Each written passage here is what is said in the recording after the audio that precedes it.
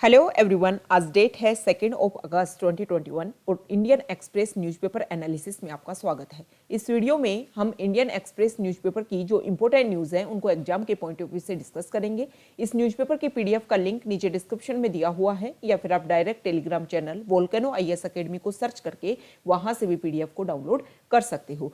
First news Tokyo Olympics को लेकर के हैं। हमारे इंडिया को बैडमिंटन में ब्रॉन्ज मेडल हासिल हुआ है और ये ब्रॉन्ज मेडल जिन्होंने हासिल किया है उनका नाम है पीवी सिंधु। पीवी सिंधु ने 2016 में जो रियो में जो ओलंपिक्स हुए थे वहां पर सिल्वर मेडल हासिल किया था। तो हमारे लिए इंपॉर्टेंट है, स्पोर्ट्स के पॉइंट ऑफ व्यू से भी ये इंपॉर्टेंट न्यूज है और दोनों की दोनों जो लोकेशन है, क्योंकि वो पहली ऐसी महिला वीमेन बन गई हैं जिन्होंने रेगुलर सोलो 2 मेडल हासिल किए हैं इंडिया के लिए ओलंपिक्स में। तो हम दोनों की लोकेशन देखेंगे, रियो की भी लोकेशन देखेंगे और टोक्यो की भी लोकेशन देखेंगे, क्योंकि यूपीएससी के प्रीलिम्स की अगर आप बात करो तो location based, map based question बहुत ज्यादा आते हैं। तो चलो देखते हैं। फर्स्ट आप देखिए, यहां देखिए रियो का मैप जब आप देखोगे, यहां देखिए यह है ब्राजील और ब्राजील में यहां पर है रियो डी जेनेरियो। ब्राजील की जो कैपिटल है ब्राजीलिया है और वो यहाँ पर सिचुएटेड है। ये है रियो डी जेनेरियो। यहाँ से सबसे इंपॉर्टेंट बात आपको ये ध्यान रखनी है कि ट्रॉपिक ऑफ कैप्रिकॉर्न यहाँ से पासेज होती है, बिल्कुल रियो डी जेनेरियो के पास से, तो ये इंपॉर्टेंट हो जाता है। ओके, नेक्स्ट है, यहाँ देखो जापान का मैप आप जब व्यू करोगे तो यहाँ पर आपको पता चलेगा कि जापान 4 मेजर आइलैंड है जापान में, Hokkaido, Honshu, Shikoku and Kyushu. जो टोक्यो है वो यहाँ पर जो होन्शु आइलैंड है उसमें सिचुएटेड है। इसके अलावा जापान के कुछ और सिटी भी काफी न्यूज में रहते हैं, जैसे कि नागोया प्रोटोकॉल आपको ध्यान में होगा, एनवायरमेंट आप पढ़ोगे तो आपको ये ध्यान में रहेगा। क्योटो प्रोटोकॉल, ओसाका भी काफी न्यूज में रहता है। इसके अलावा हिरोशिमा और नागासाकी सेकेंड वर्ल्ड वॉर के दौरान जहां पर बम गिराए गए थे वो नाम भी आपको ध्यान में रखने हैं।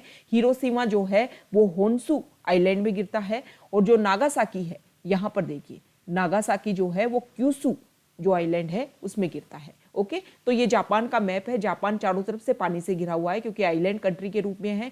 नॉर्थ में सी ऑफ ओकोसोक है, यहाँ पर सी ऑफ जापान है, ये है पैसिफिक ओशियन, यहाँ पर है फिलीपींस सी। ओके, नेक्स्ट न्यूज है जीएसटी को लेकर के।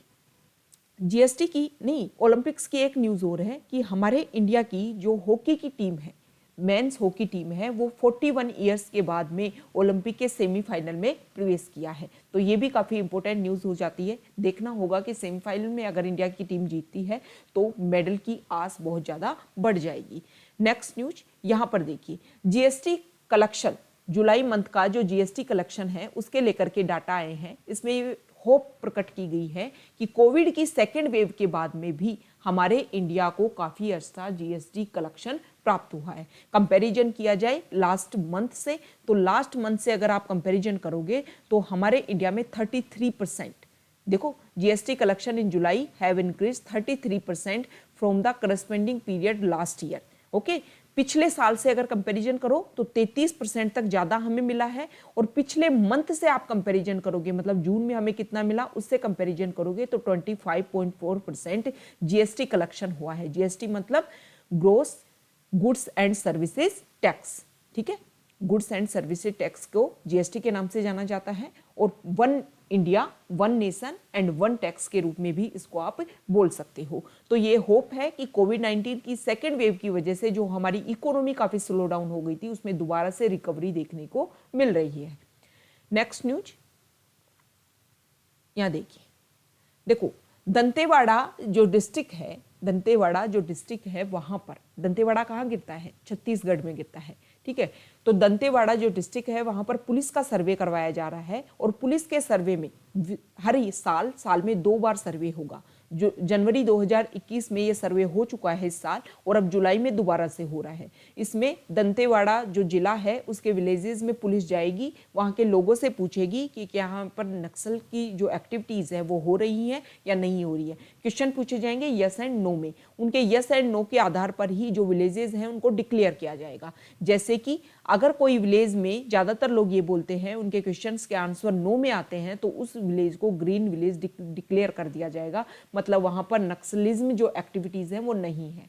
अगर थोड़ा बहुत यस में आंसर दिया जाता है तो येलो विलेज के रूप में डिक्लेयर किया जाएगा, और ज्यादा ही अगर वहां पर नक्सलिज्म एक्टिविटीज हैं तो उनको रेड विलेज में डिक्लेयर किया जाएगा। अब क्वेश्चन कैसे पूछे जाएंगे? क्वेश्चंस इस तरीके से पूछे जाएंगे कि नक्सलिज्म, जो नक्सलाइट्स हैं वो यहाँ पर आते हैं, क्या यहाँ पर कुछ समय में कुछ ऐसे इंसिडेंट्स हुए हैं जिनसे ये लगे कि यहाँ पर नक्सलिज्म एक्टिविटीज हो रही हैं, या फिर कुछ ऐसी चीजें कि आपको यहाँ पर आपकी जो बेसिक सुविधाएं हैं जैसे इलेक्ट्रिसिटी, वाटर, रोड्स, स्कूल, ये सब कुछ सुविधाएं आपके गांव में अवेलेबल है या नहीं है। ये बेसिक क्वेश्चन पूछे जाएंगे और इसी के आधार पर ये जो विलेजेस हैं उनका डिफ्रेंशिएट उनमें किया जाएगा। देखो ये तो नॉर्मल चीज हो गई, लेकिन इस चीज से आप क्या समझ सकते हो? जब एडमिनिस्ट्रेशन लोकल लेवल पर जुड़ने की कोशिश कर रहा है तो उससे लोगों में एक पॉजिटिविटी आती है, और जब पॉजिटिविटी आती है तो लोगों का लेवल जो है, कॉन्फिडेंस लेवल गवर्नमेंट में बढ़ता है, और जब गवर्नमेंट में लेवल बढ़ेगा तो नक्सलिज्म की तरफ जो हमारा यूथ एक तरीके से अट्रैक्ट होता है वो नहीं होगा, क्योंकि गवर्नमेंट के जो ऑफिसर जाकर के लोगों से पूछेंगे उनकी जो भी परेशानियां हैं, उनके साथ में अगर डिस्कस करेंगे तो उनको लगेगा कि गवर्नमेंट उनके लिए वरीड है, गवर्नमेंट चाहती है उनका भला, और जब उनको ये फील होगा कि गवर्नमेंट उनके लिए वरीड है तो वो बहुत अच्छे से गवर्नमेंट के साथ में जुड़ पाएंगे। और ये जो नक्सलिज्म जैसी जो समस्याएं हैं ना हमारे इंडिया के लिए, जो इंटरनल सिक्योरिटी के लिए एक मेजर प्रॉब्लम बनकर के उभर आ रही है, उनको हम इजीली काउंटर कर पाएंगे। ओके, नेक्स्ट न्यूज देखो, फ्रंट पेज पर एक न्यूज है, आज द हिंदू और इंडियन एक्सप्रेस दोनों का जो फ्रंट पेज है वो इससे है। तमिलनाडु की लेजिस्लेचर को 100 ईयर्स कंप्लीट हो चुके हैं, तो उसके सेंटेनरी सेलिब्रेशन किया जा रहा है, और वहां पर डीएमके के हेड रह चुके हैं केएम करुणानिधि, उनका भी यहाँ पर पोर्ट्रेट को अनवेल किया जाएगा, तो इसी का इनॉग्रेशन है, इसी को लेकर के है। तो आपको ये पता होना चाहिए कि तमिलनाडु की जो लेजिस्लेचर है वो यूनिकैबिनल लेजिस्लेचर है। ओके, और तमिलनाडु में प्रेजेंट टाइम में डीएमके की सरकार है, ये भी आपको पता होगा। ओके, और यहाँ पर स्टालिन, एम के स्टालिन वहाँ के चीफ मिनिस्टर हैं, एम अपाऊ जो है वो वहाँ के स्पीकर है, बनवारी लाल पुरोहित वहाँ के गवर्नर हैं। ओके, ये बेसिक इंफॉर्मेशन है क्योंकि फ्रंट पेज पर ये न्यूज काफी दिखाई गई है। नेक्स्ट न्यूज यहां देखिए, देखो यहां पर मानसून को लेकर के बताया गया है कि हमारे इंडिया में पहली बार ऐसा वो देखने को मिला।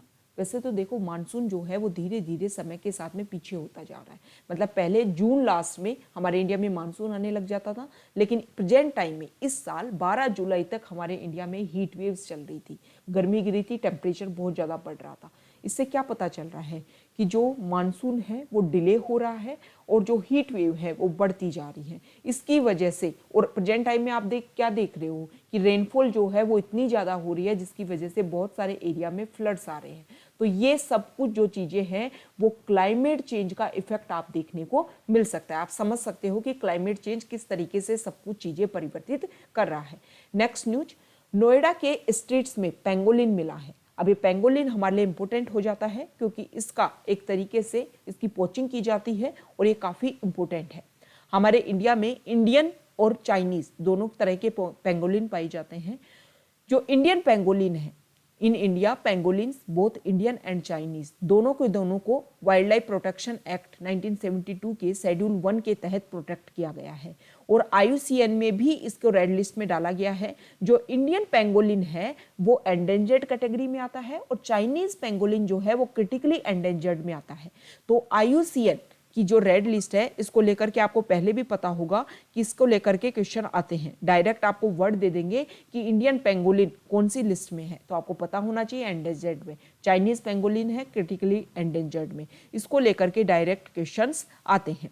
तो IUCN के बारे में अगर हम देखें तो IUCN 1948 में बना था, और ये जो IUCN है पूरे ग्लोबल वर्ल्ड में, पूरे ग्लोबली लेवल पर जो नेचुरल वर्ल्ड है उसको सेफगार्ड करने का काम करता है। इसका जो हेड क्वार्टर है वो स्विट्जरलैंड में है, ये भी आपको ध्यान में रखना है। इसके अलावा अगर पेंगोलिन की बात की जाए तो जो इनके स्केल्स होते हैं ना, ये स्केल्स आप देख रहे हो, इनको चाइना, वियतनाम के जो मार्केट है उनमें इनको बेचा जाता है। और in China pangolin scales have been used for medicinal purposes for several years, but the practice was recently banned. China में तो इन स्केल्स को मेडिसिन पर्पज के लिए यूज किया जाता है। इंडिया में इनकी जो हंटिंग है, इनकी जो पोचिंग है, उससे क्या होता है, जो भी व्यक्ति है उसको प्रिजन मतलब जेल की हवा खानी पड़ सकती है 7 साल तक। ओके, और मैक्सिमम जो है वाइल्ड लाइफ प्रोटेक्शन एक्ट के तहत ये सेक्शन किए गए हैं कि उनको बैन किया जाए, उनको जेल में डाला जाए अगर इनकी इलीगल पोचिंग होती है तो। नेक्स्ट न्यूज, यहां देखिए,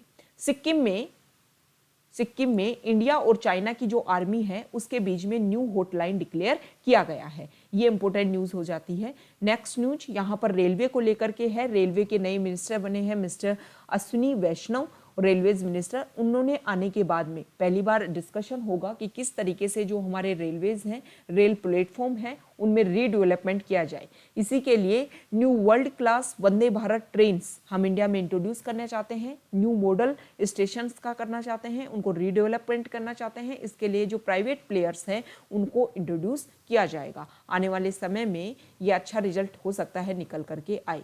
देखो, एक अपना भाड़ा टैक्सी कंपनी है और ये कंपनी जो है वो ह्यूमैनिटी के लिए वर्क करती है और अब ये दिल्ली में भी इंट्रोड्यूस हो रही है, तो दिल्ली के जो लोग हैं उनके लिए अच्छा वर्क है। मतलब आप टैक्सी में बैठते हो और टैक्सी में बैठने के बाद में आपको जितना आपके पास बन पड़ रहा है उतना आप पेमेंट दे सकते हो।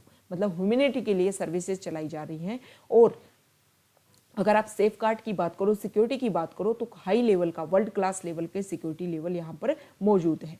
Next news, JNK Jammu and Kashmir में एक ऑर्डर आया है कि जो भी व्यक्ति अगर स्टोन पेल्टिंग से, स्टोन पेल्टर्स हैं मतलब पत्थर फेंकबाज हैं, पत्थर फेंकने वाले हैं, तो उनके पासपोर्ट को जो क्लियरेंस दिया जाता है, सिक्योरिटी क्लियरेंस, वो नहीं दिया जाएगा। गवर्नमेंट जॉब में अगर वो अप्लाई करेंगे तो उनको भी उसमें रोक लगा दी जाएगी। तो कोई भी गवर्नमेंट सर्विस के लिए अगर कोई अप्लाई करता है तो अब ये जरूरी कर दिया गया है, JNK में मैंडेटरी कर दिया गया है कि पुलिस से सिक्योरिटी क्लियरेंस उनको मिलना चाहिए, तभी जाकर के उनको अप्लाई करने की छूट मिलेगी। Next news, explain. देखो, इंडियन एक्सप्रेस में एक पेज आता है एक्सप्लेन पेज और काफ़ी इंपॉर्टेंट हो जाता है। यहाँ पर काफ़ी न्यूज़ होती हैं जो इंपॉर्टेंट होती हैं। जैसे एक वर्ड है ई-रूपी, इसको आज लॉन्च किया जाएगा हमारे इंडिया में हमारे प्राइम मिनिस्टर के द्वारा। तो ई-रूपी क्या है इसके बारे में आपको पता होना चाहिए। देखो, हमारे आरबीआई के अभी गवर्नर, वाइस गवर्नर जो हैं उनके द्वारा, यहाँ पर डेप्यूटी गवर्नर T रविशंकर के द्वारा ये बोला गया कि हम जल्दी ही डिजिटल करेंसी में आने वाले हैं। इसी को लेकर के, डिजिटल करेंसी को लेकर के हमारे इंडिया में, कंट्री में पहला स्टेप उठाया गया है और इसी को लेकर के electronic voucher based digital payment system eRUPI को लॉन्च किया जाएगा। ये जो प्लेटफॉर्म है इसको National Payment Corporation of India के द्वारा Department of Financial Services, Ministry of Health and Family Welfare, National Health Authority, इन सब के साथ में मिल करके बनाया गया है। और सबसे इंपॉर्टेंट बात, ये पर्सन स्पेसिफिक है एंड पर्पज स्पेसिफिक पेमेंट्स इसके थ्रू किया जाएगा। अब ये ई-रूपी कैसे वर्क करेगा, तो ई-रूपी जो है वो एक cashless, contactless digital payment medium है। इसमें जो डिलीवर्ड है वो मोबाइल फोन्स के द्वारा, जो भी बेनिफिशियरीज हैं उनके मोबाइल फोन में या तो SMS के थ्रू या QR कोड के थ्रू ये डिलीवर्ड किया जाएगा। और इसमें जो भी पेमेंट्स होगा ना, इसके लिए आपको प्रीपेड गिफ्ट वाउचर दिया जाएगा। ओके, इसके लिए आप without any debit card, without any credit card, आप इस जो प्रीपेड गिफ्ट वाउचर है इसको एक्सेप्ट कर सकते हो। ठीक है, तो ये काफ़ी इंपॉर्टेंट है। डिजिटली लेवल पर जब इंडिया इंट्रोड्यूस कर रहा है खुद को, तो इसमें काफ़ी अच्छा वर्क हो जाता है। देखो, अब इसको कैसे, कहाँ पर इसको यूज़ किया जा सकता है, इसके लिए गवर्नमेंट ने बोला है कि हम जो भी सर्विसेज दे रहे हैं उनको लीक प्रूफ डिलीवरी उनकी देने के लिए, जो भी वेलफेयर सर्विसेज गवर्नमेंट के द्वारा दी जा रही है, जैसे आरोग्य योजना के तहत, आयुष्मान भारत योजना के तहत, आयुष्मान भारत प्रधानमंत्री Jan Arogya Yojana, fertiliser subsidy, okay, ये सारी जो स्कीम है इनके तहत इन सारी स्कीम को लीक प्रूफ डिलीवरी अगर हमें देनी है, इनको इंश्योर करना है, तो ई-रूपी को यूज किया जा सकता है। सबसे डिफरेंट कैसे है, डिजिटल करेंसी से डिफरेंट कैसे है और डिजिटल करेंसी के लिए हम क्या वर्क कर रहे हैं। देखो, डिजिटल करेंसी अगर पूरे वर्ल्ड से आप कंपैरिजन करोगे तो डिजिटल करेंसी काफ़ी बढ़ रही है। क्रिप्टो करेंसी को भी हम काउंटर करने के लिए इसके लिए काम कर सकते हैं। और अगर आप नकदी में बात करोगे, हार्ड जो मनी होती है उससे अगर कंपैरिजन करोगे तो हार्ड मनी में क्या होता है, नोट छापने में इसमें काफ़ी ज़्यादा खर्चा आता है। इसीलिए डिजिटल करेंसी के ऊपर पूरा जो वर्ल्ड है वो इसकी तरफ रिलाई कर रहा है, इसकी तरफ बढ़ रहा है। चाइना ने तो 2020 में अपनी जो करेंसी है उसका डिजिटल करेंसी के लिए प्लेटफॉर्म लॉन्च कर दिया और उसके लिए वर्क किया जा रहा है। आरबीआई कोशिश कर रही है कि सेंट्रल बैंक डिजिटल करेंसी को लाया जाए, इसके लिए स्ट्रेटजी भी बनाई गई है। बोला जा रहा है कि इसके लिए वर्क किया जा रहा है। हमारे जो आरबीआई के गवर्नर हैं उन्होंने 4 कारण मेजरली बताए हैं कि इंडिया में डिजिटल करेंसी क्यों आनी चाहिए। पहली, डिजिटल करेंसी के लिए उन्होंने बोला है कि जो डिजिटल पेमेंट्स हैं वो बहुत ज़्यादा बढ़ गए हैं, स्पेशली कोविड के दौरान जो कैश का यूज है वो कम होने लग गया है, डिजिटल का यूज ज़्यादा होने लग गया है, इसीलिए डिजिटल करेंसी की तरफ हमें बढ़ना चाहिए। इंडिया में India's high currency to GDP ratio according to RBI, इसकी वजह से जो डिजिटल करेंसी है उसके भी बेनिफिट्स लोगों को ज़्यादा मिलेंगे। ठीक है, नेक्स्ट अगर हम बात करें तो जो डिजिटल करेंसी है CBDC might also question the general public in an environment of volatile private VC, मतलब प्राइवेट डिजिटल जो करेंसी है उनसे अगर हमें कंपैरिजन करना है तो हमें अपने आप को इस एरिया में इंट्रोड्यूस करना ही होगा। ओके, अगर यहाँ पर बोला गया है कि क्या पूरे वर्ल्ड में कहीं और भी वाउचर बेस्ड वेलफेयर सिस्टम को लॉन्च किया गया है, तो यूएस में किया जाता है, यूज किया जाता है। वहाँ पर गवर्नमेंट के द्वारा सर्टिफिकेट के थ्रू जो भी स्टूडेंट्स हैं उनको चूज करके उनको इस तरीके के वाउचर सिस्टम दिए जाते हैं। इसके अलावा बहुत सारी कंट्री जैसे कोलंबिया, चिली, स्वीडन, हांगकांग, ये जो कंट्रीज हैं इनमें भी वाउचर सिस्टम को यूज किया जाता है, स्कूल वाउचर सिस्टम को। तो ये एग्जांपल्स हो गए जिनसे हम इसको डिफाइन कर सकते हैं कि डिजिटल करेंसी सही है, यूज किया जा रहा है पूरे वर्ल्ड में और इंडिया में भी इसको यूज कर सकते हैं।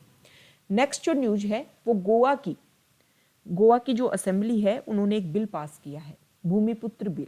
इसमें क्या होता है कि बहुत सारे लोग, एक मेजर प्रॉब्लम आती है, बहुत सारे लोग लंबे समय से किसी जगह पर घर बनाकर रह रहे हैं, लेकिन बाद में उनको पता चलता है कि जिस जमीन पे उन्होंने घर बनाया है वो तो जमीन उनकी है ही नहीं। तो उसी को लेकर के बिल आया है।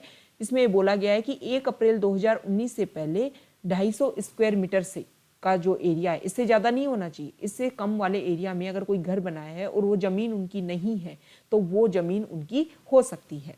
इसके लिए ये जो बिल लाया गया है इसमें एक कमेटी बनेगी। ये कमेटी जो है उसमें डेप्यूटी कलेक्टर होगा, इसके अलावा डेप्यूटी कलेक्टर चेयरपर्सन होगा, इसके अलावा department of town and country planning, forest and environment and जो रिस्पेक्टेड तालुकाज हैं वहाँ के कुछ मेंबर्स होंगे। ये मिलकर के डिसाइड करेंगे कि हाँ यहाँ पर वो जो भी भूमिपुत्र हैं, जो भी अपनी जिनके घर को लेकर के प्रॉब्लम है वो यहाँ अप्लाई कर सकते हैं और बाद में 1 महीने के अंदर अंदर उनको डेट दी जाएगी। 30 डेज के अंदर उनको जो भी कमेटी है वो उनको इन्विटेशन देगी, उनके जो भी प्रॉब्लम्स हैं उनको रखे जाएंगे। लैंड ओनर को लेकर के जो भी प्रॉब्लम्स हैं लोकल बॉडी से उसको रिवाइज करवाया जाएगा, दिखवाया जाएगा कि कहीं कोई प्रॉब्लम तो नहीं है और फिर बाद में उसको ओनरशिप को ग्रांटिंग दे दी जाएगी। तो ये इंपॉर्टेंट बिल है। हालांकि इसका विरोध किया जा रहा है अपोजिशन के द्वारा। अपोजिशन ने ये बोला है कि कुछ ही समय में ये सारे बिल्स को अच्छे से ना तो डिस्कशन किया गया और बहुत ही फटाफट तरीके से इनको पास कर दिया गया।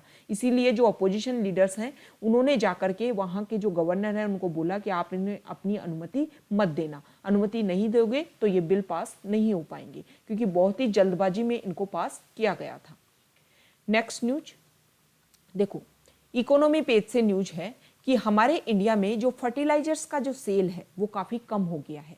इसमें एक मेजर रीजन आप मान सकते हो कि मानसून समय से पीछे आया है।